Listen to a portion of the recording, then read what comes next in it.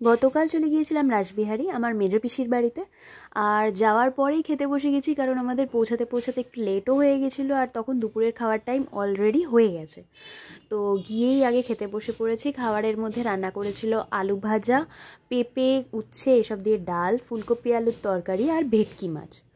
তো ভেটকি মাছ বলে না, যে কোনো মাছেরই আমি গায়ের ওই তেলটা একদম খেতে পছন্দ করি না, তো অ্যাজ ইউজুয়াল আমি ওটাকে বাদ দিয়ে খেতে শুরু করে দিয়েছিলাম। আর বিকেলবেলায় চলে গিয়েছিলাম লেক মল, কারণ আমার পিসির বাড়ির থেকে একদম 5 মিনিটের ডিস্টেন্সে কিন্তু লেক মল। তো ওখানে গিয়ে টুকটাক কয়েকটা জিনিস কেনার ছিল, কিনে নিলাম। বাড়ি এসে দেখলাম পিসুনের মধ্যে বিরিয়ানি আর বিকেলে স্ন্যাক্সের জন্য মোমো নিয়ে চলে এসছে। আর এসব খাওয়া দাওয়া দিয়ে গতকালটা শেষ হলো। আজকে সকালবেলা ঘুম থেকে উঠে দেখলাম আবার ব্রেকফাস্টের জন্য পিসি পরোটা, তারপর আলু ফুলকপি ক্যাপসিকাম এসব দিয়ে একটা তরকারি করেছে, তো সেটা দিয়ে ব্রেকফাস্ট সেরে নিলাম। আর এই তো লাঞ্চের মেনু।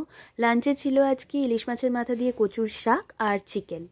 তো দেখো, কোথাও গেলে টাইমটা এত তাড়াতাড়ি কেটে যায়, মানে গেলাম আর যেন 2 দিন এমনিই কেটে গেল, খুব তাড়াতাড়ি কেটে গেল। তো যাই হোক, সমস্ত কিছু কমপ্লিট লাঞ্চ টাঞ্চ করে নিয়ে আমরা আবার বাড়ির জন্য রওনা দিলাম। আজকের ব্লগটা বেসিক্যালি খাওয়া দাওয়ারের ওপরেই ছিল, কারণ দুদিনে যা যা আমি পিসির বাড়িতে খেয়েছি বা যা যা খাওয়া হয়েছে সেই সমস্ত মেনুগুলোই তোমাদের সাথে শেয়ার করলাম। তো তোমরা অবশ্যই কমেন্টে জানিও যে আজকের ভিডিওটা তোমাদের কেমন লাগলো। আর এরপর দেখা হবে আবার নতুন কোনো ভিডিওতে, সেটা ঘোরার ভ্লগও হতে পারে বা খাওয়া দাওয়ারের ভ্লগও হতে পারে। তোমরা অবশ্যই জানাও তো যে তোমরা কী ধরনের ভ্লগ বেশি দেখতে চাইছো।